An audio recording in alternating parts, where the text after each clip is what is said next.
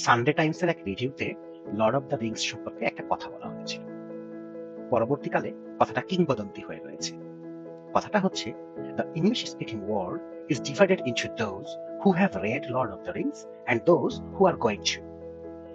আমি সানডে টাইমসের মতো প্রথিতযশা নই, ইনফ্যাক্ট আমার কোনো যশই নেই। তারপরও একজন দুবে ফ্যান্টাসি প্রেমী বাংলাভাষী হিসেবে অত্যন্ত গর্বের সাথে একই কথা বলছি। আগুনিক রিডার, বাংলা বই পড়ুয়া সমাজকে দুই ভাগে ভাগ করা যায়। একদল আগুনিক পড়েছে আর বাকিরা পড়তে যাচ্ছে। কেন এমন বলছি জানাচ্ছি সেটাই। শুভেচ্ছা সবাইকে, আমার নাম অয়ন। আমি আজকে আমার খুব পছন্দের একটা বই নিয়ে কথা বলতে এসেছি। বুঝতেই পারছেন এতক্ষণে বইটার নাম হচ্ছে আগুন। লিখেছেন মাহবুব আজাদ। এক কথায় বলতে গেলে বলতে হয়, এমন আকর্ষণীয় কাহিনীর সাথে এত চমৎকার গদ্যের মিশেল আমি বাংলায় খুব কম পেয়েছি। আর তার সাথে যোগ করুন দুর্দান্ত জগৎ সৃষ্টি, পুরো বই জুড়ে বাঙালিয়ানার ছড়াছড়ি, দেশি আবহ, আর তার সাথে যে কোনো আন্তর্জাতিক বেস্ট সেলার ফ্যান্টাসি রাইটারের ঈর্ষা জাগানোর মতো উপস্থাপনা। সব মিলিয়ে কি মনে হয়? জাস্ট সিম্পলি বুম, তাই না? হ্যাঁ, ঠিক তাই। আগুনি বইটা বাংলা ফ্যান্টাসির ইতিহাসের একটা অনন্য মাইলফলক, একটা সত্যিকারের বুম। আগুনি হচ্ছে তেজশ্রী ও তিলোত্তমা সিরিজের প্রথম বই। এই বইয়ে গল্প এগিয়েছে মূলত দুটি মাত্রায়। একদিকে তরুণী বীর, যার উদ্দেশ্য ভয়ঙ্কর তেজস্বীকে বধ করা। অন্যদিকে শক্তিনগর, যেখানে রাজনীতি, ধর্ম আর অর্থনীতির জটিল চালচিত্র। বঙ্গদেশের বীর বের হয়েছে তেজস্বী বধ করতে, কিন্তু সে না জানে কিভাবে তেজস্বী বধ করতে হয়, না জানে কোথায় তেজস্বী খুঁজে পাওয়া যায়। তবুও অটল মনোবলে বীর এগিয়ে চলে লক্ষ্য করতে। পদে পদে নানা রকম বিপত্তি ঠেলে সামনে এগিয়ে চলে বীর। যাত্রাপথে সাথে জোটে ধুরন্ধর উকিল মধুদামর আর একজন গণক, যার গণনা ভুল হয় না। এদের নিয়ে বীর গিয়ে ওঠে সারেং চাবুক মারুর মিষ্টি কুল নামের জাহাজে। সেখানে পরিচয় হয় নানা ভাষায় পারদর্শী ভিনপুল বাবা বধুদার সাথে। এদিকে চাবুক মারুরও কিন্তু নিজস্ব এজেন্ডা আছে, সেও সেটা পূরণে নিবিষ্টতা। পরে দেখা পাওয়া যায় বিস্তৃত ইরানিতে। অন্যদিকে শক্তিতে দেখা মেলে সুন্দরী মৃগতনু আর অদ্ভুত বিজ্ঞানী জলিলীয় জলিল, সাথে দারুণ সমন্বয়ক নাম। শক্তিনগরের কাহিনীর পরতে পরতে মিশে আছে জটিল অভ্যন্তরীণ রাজনীতি, বাণিজ্য কেন্দ্রিক সমাজ ব্যবস্থার সারবস্তু, সেই সাথে ধর্মীয় ঝামেলা আর পার্শ্ববর্তী রাজ্য বহমিকার সাথে ঠান্ডা গরম দুই রকমেরই লড়াই। শেষমেশ গল্পের এই দুই ধারা এক জায়গায় এসে মিশে যায়, কিন্তু তারপরও গল্পটা শেষে এসে শেষ হইয়াও হইল না শেষ বলে পরের পর্বে ইঙ্গিত দিয়ে শেষ হয়। এবারে বলি ভালো লাগার দিকগুলো নিয়ে।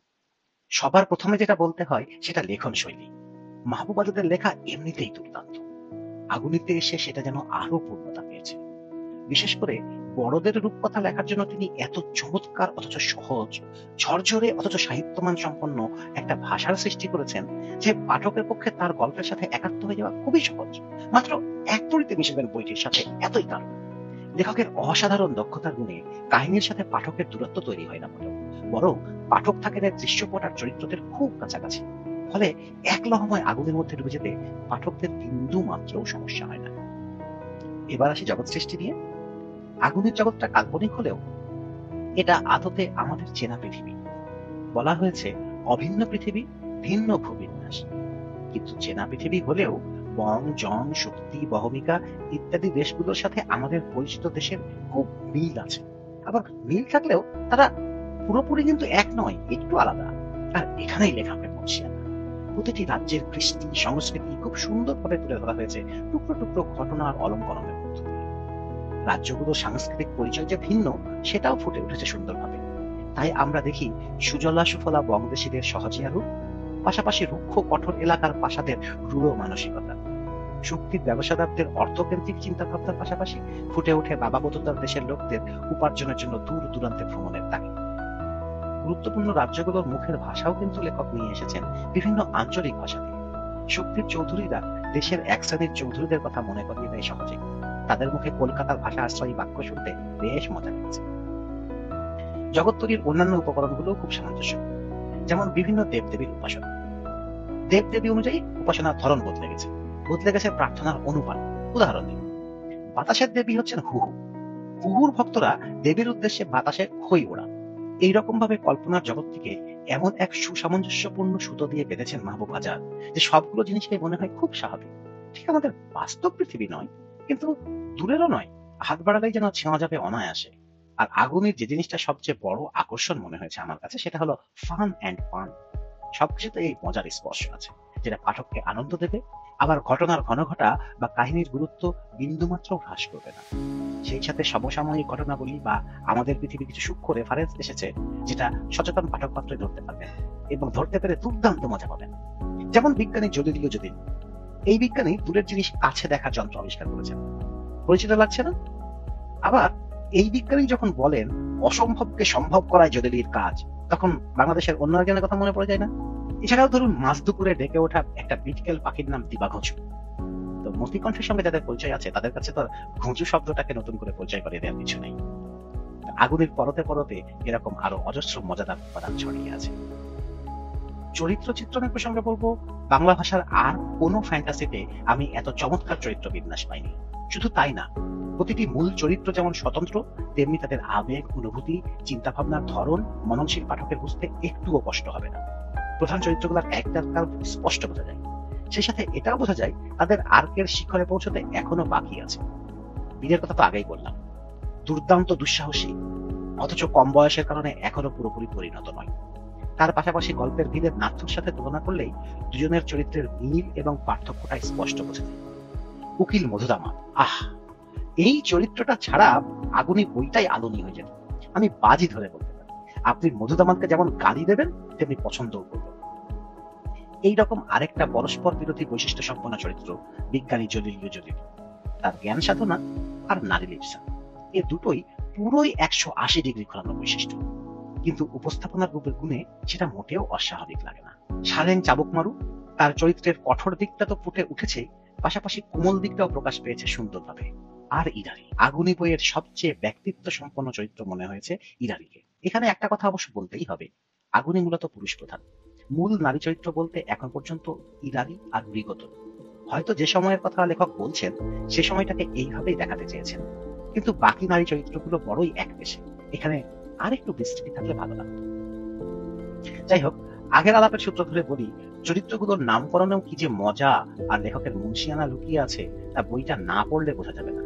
গল্পের একজন নায়ক হচ্ছে বীর, সে অস্ত্রচালনায় পারঙ্গম সস্ত্রী, সুতরাং নামকরণের মাহাত্ম্যটা তো এখানেই বোঝা যায়। জাহাজের যে প্রধান তার নাম হচ্ছে চাবুক মারু। বহমিকার দুর্দান্ত সাহসী রাষ্ট্রদূত, যে কিনা লোকজনকে দিয়ে কাজ আলায় অতিশয় পটু, তার নাম লৌহ সিং। আরো মজা কি জানেন? বিভিন্ন ধর্মের দেবদেবীর নাম। বাতাসের দেবী হুহুর কথা তো আগেই বলেছি, আগুনের দেবী হলেন দাও দাও, জলের দেবী হলেন কলকল। এমনি কার্যকর অথচ মজাদার নামের সমাহার আগুনের আকর্ষণ বাড়িয়ে দিয়েছে শতগুণ। আগুনি সম্পর্কে বলতে গেলে আরেকটা কথা না বললে আলোচনা সম্পূর্ণ হয় না মোটেও, সেটা হলো বাংলা ভাষার ব্যবহার। প্রায় 1300 পৃষ্ঠার একটা বইয়ে লেখক ইংরেজি বা অন্য কোনো ভাষার আশ্রয় দেননি মোটেও। এই একটা কারণেই তো বইটা সব বাংলাভাষী পাঠকের হাতে যাওয়া উচিত। অন্যান্য ভাষার শব্দগুলো যেগুলোর বাংলা নেই সেগুলোর বাংলাকরণ করেছেন খুবই দক্ষতার সাথে। কিছু উদাহরণ দিই। জেব্রা তো ইংরেজি শব্দ, লেখক এটার বাংলা করেছেন দোরা ঘোড়া। কি আশ্চর্য লাগছই না, তাই না? তেমনি অ্যালবাট্রসের নাম করেছেন চাঁদো আডানা। এছাড়া কিছু কিছু শব্দের বাংলা করা হয়েছে খুব মজার মধ্যে। স্প্রিং এর বাংলা হয়েছে ত্রিক। ত্রিভুসের নামের যে অস্ত্রটা মধ্যযুগে ব্যবহার হতো তার বাংলা করেছেন ঝপাক। কি অদ্ভুত সহজিয়া অথচ কার্যকর নাম। আবার জলদস্যুদের জলি রোজার পতাকা বদলে এখানে জলদস্যুর পতাকার নাম হয়েছে কাক্যেশ্বর কুচকুচে। এই নামকরণের সার্থকতা কিন্তু জাহাজের কাপ্তানের সাথেও জড়িয়ে আছে, বইটি পড়লে বুঝতে পারবে। তবে হ্যাঁ, আগুনে নিখুঁত নয়। মাইকালি ক্রিয়ার ব্যবহারে কিছুটা খটকা লাগতে পারে। খরচ করার বদলে খরচানো, দখল করার বদলে দখলানো, এইরকম কিছু শব্দ শুরুতে পড়তে কিছুটা অস্বস্তিকর লাগে। আর আমি সত্যি সত্যি একটা জিনিস মিস করেছি, সেটা হচ্ছে একটা সুন্দর মানচিত্র। রাজ্যগুলোর অবস্থান চোখে দেখতে পারলে মজা আরো দ্বিগুণ। আর সবচেয়ে বড় চ্যালেঞ্জ অবশ্যই ছিল বইটার আগে আসা। বৈদ্যুতিন বই মানে ইবুক হওয়ার কারণে বইটা পেয়েছে 3 টুকরো, তাও 3টি টুকরো 3 সময়ে। ফলে প্রথম টুকরো শেষ করে হাফিজ দেশ করে বসেছিলাম অনেক, তারপর দ্বিতীয় এবং তারপর তৃতীয় টুকরো পেয়েছি। তৃতীয় টুকরো পেতে বেশি সময় না লাগলেও বইটাতে এতই ডুবেছিলাম যে একদিনের দেরিও আর শুয়েছিল না। ইদানিং তো শুনলাম অনেকদিন ধরে গল্পদ্রুমের কাছে বার্তা পাঠিয়ে রেখেও প্রথম টুকরোটি হাতে পাচ্ছেন, গল্পদ্রুমের দৃষ্টি আকর্ষণ করছে। সব মিলিয়ে বলতেই হয় আগুনি বাংলা ফ্যান্টাসির এক অনন্য মাইলফলক। এত বড় বইয়ে এত নিখুঁত সম্পাদনা, অসাধারণ অলঙ্করণ আর বিনামূল্যে পড়ার সুযোগ। আপনি যদি বাংলাভাষী হয়ে থাকেন তাহলে আধুনিক অবশ্যই আপনার পাঠ তালিকায় থাকা উচিত। আর আমার কথা মনে পড়বে বইটা পড়তে পড়তে, কথা দিচ্ছি। আপনি যদি বই পড়ুয়া হন, বিভিন্ন বইয়ের পাঠ প্রতিক্রিয়া যদি শুনতে চান, আর যদি ফ্যান্টাসি সাহিত্য আর দুর্দান্ত গল্পের প্রতি টান থাকে, তাহলে এই চ্যানেলটা সাবস্ক্রাইব করে ফেলুন। নতুন নতুন বই আর দারুণ দারুণ গল্প নিয়ে আবার দেখা হবে। আজকের মতো বিদায়। Happy reading.